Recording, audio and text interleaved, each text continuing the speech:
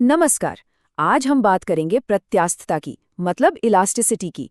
ये वो अदृश्य शक्ति है जो चीजों को खींचने या मोड़ने के बाद वापस उनके असली आकार में ले आती है।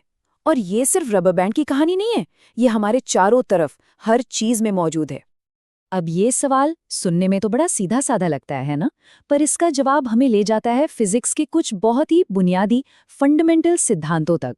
तो चलिए इस साधारण से दिखने वाले जादू के पीछे का असली साइंस पता करते हैं। तो ये जो वापस आने वाला गुण है ना, इसी को वैज्ञानिक भाषा में कहते हैं प्रत्यास्थता या इलास्टिसिटी।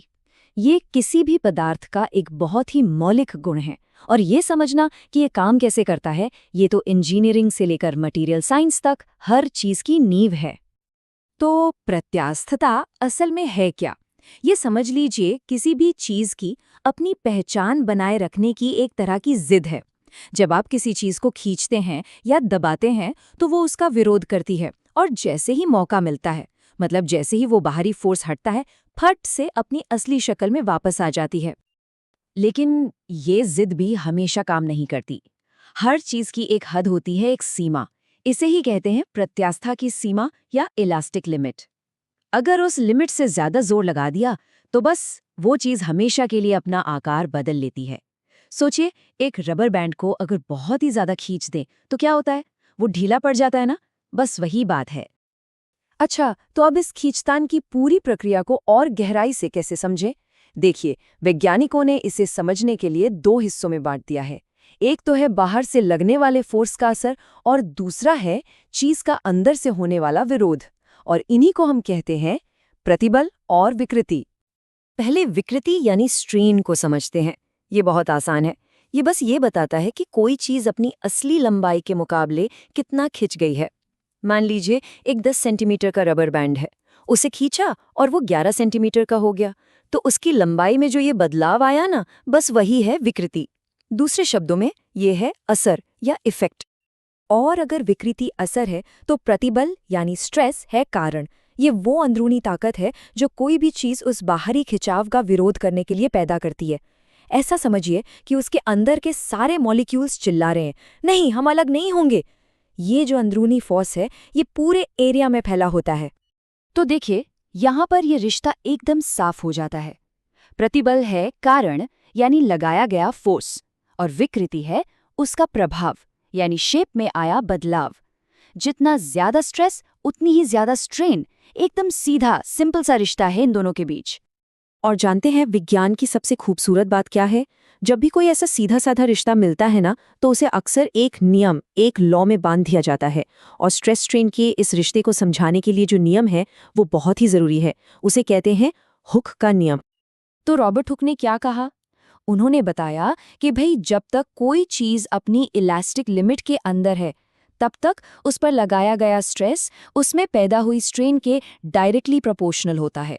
मतलब ये कि अगर आप स्ट्रेस को डबल करेंगे तो स्ट्रेन भी डबल हो जाएगा। कितना सुंदर और पावरफुल नियम है ये फिजिक्स का। और जब इसे हम मैथ्स की भाषा में देखते हैं तो ये रिश्ता और भी एलिगेंट हो जाता है। अगर आप स्ट्रेस को स्ट्रेन से डिवाइड करें तो हमेशा एक कांस्टेंट नंबर मिलेगा, हमेशा। इसी कांस्टेंट को ई या प्रत्यास्थता मापांक यानी मॉड्यूलस ऑफ इलास्टिसिटी कहते हैं। यह नंबर हर मटेरियल के लिए अलग होता है, और यही उसकी स्टिफनेस की असली पहचान है। तो सवाल ये उठता है कि इस प्रत्यास्थता मापांक को आखिर मापते कैसे हैं? मतलब साइंटिस्ट किसी चीज के खिंचाव को एक पक्का नंबर कैसे देते हैं जिससे हम कह सकें कि हाँ, स्टील रबर से ज्यादा मजबूत है? इसका जवाब है वही प्रत्यास्थता मापांक, यानी मॉड्यूलस ऑफ इलास्टिसिटी। ये वही ई है जिसकी बात हम अभी कर रहे थे। ये नंबर हमें साफ साफ बताता है कि कोई चीज कितनी स्टिफ है, कितनी कठोर है। जिसका ई जितना ज्यादा, उसे खींचना उतना ही मुश्किल। जैसे कि स्टील। अब देखिए, जब हम किसी तार या रॉड जैसी चीज को सीधा सीधा खींचते हैं ना, तो उस केस में जिस मापांक का इस्तेमाल होता है उसे एक खास नाम दिया गया है, यंग का मापांक। ये सिर्फ लंबाई में होने वाले बदलाव के रेजिस्टेंस को मापता है, और इंजीनियरिंग में तो इसका इस्तेमाल बहुत ही ज्यादा होता है। लेकिन कहानी सिर्फ लंबाई में खिंचाव पर खत्म नहीं होती।